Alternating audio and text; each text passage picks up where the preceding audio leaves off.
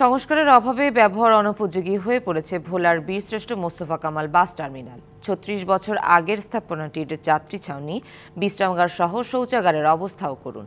পানি ও বিদ্যুৎ সংযোগ না থাকায় যাত্রী শ্রমিকদের দুর্ভোগ চরমে। তবে সমস্যা সমাধানে সাহসে উদ্যোগ নেয়ার কথা জানিয়েছে কর্তৃপক্ষ।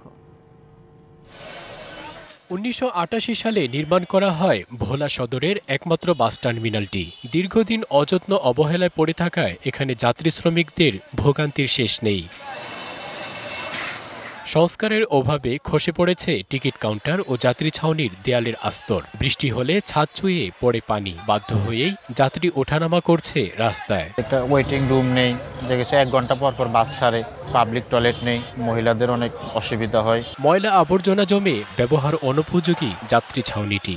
নেই বসার জায়গা, পয় নিষ্কাশন ব্যবস্থা, রাতে থাকে না বিদ্যুৎ সংযোগ। শুকনো মৌসুমে কোনোভাবে ব্যবহার করা গেলেও বৃষ্টিতে ভোগান্তি বাড়ে কয়েক গুণ। কোটি কোটি মানুষের ভালোবাসায় ফ্রিজ, টিভি এবং এসিতে দেশের ১ নম্বর ব্র্যান্ড ওয়ালটন।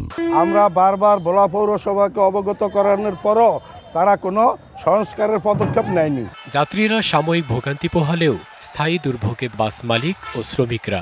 খানাখন্দকে পড়ে বিকল হচ্ছে গাড়ি, ক্ষতির মুখে পড়তে হচ্ছে মালিকদের। আমাদের ফাতিপুতি ভেঙে যায় এবং আমরা সর্বপ্রথম যে অ্যাক্টিভ দেই এর জন্য বেশি কষ্ট হয়ে যায় গাড়ি এই ডিপুর মধ্যে ঘুরেতে। ভোগান্তি লাঘবে শিগগিরই পদক্ষেপ নেওয়ার দাবি বাস মালিক সমিতির। রেভিনিউ দেওয়া সত্ত্বেও ভোলা পৌরসভা আমাদের এই ডিপুটিকে উন্নয়নের আওতায় না এনে তারা এই আমাদের রেভিনিউটি অন্য খাতে ব্যয় করেছেন। অনতিবিলম্বে আমাদের এই মোস্তফা কামাল বাস টার্মিনালটি কি উন্নয়নের আওতায় এনে সেই ব্যবস্থা নেওয়ার জন্য বিশেষভাবে অনুরোধ জানাচ্ছি। টার্মিনালটি সংস্কারে একটি প্রকল্প প্রস্তাব অনুমোদনের অপেক্ষায় আছে বলে জানান পৌরসভার নির্বাহী প্রকৌশলী। পুনর্বাসন, বিশেষ করে পানি নিষ্কাশন এবং সড়ক বাতি, এই বিষয়গুলির জন্য একটি প্রকল্প আমাদের LGCRRP নামক একটা প্রকল্পে আমরা জমা দিয়েছি।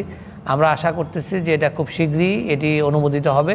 বীরশ্রেষ্ঠ মোস্তফা কামাল বাস টার্মিনাল থেকে প্রতিদিন ১৬৬টি বাস মিনি বাস জেলার ৭ উপজেলায় প্রায় ১০,০০০-এর বেশি যাত্রী পরিবহন করে। DBC news desk.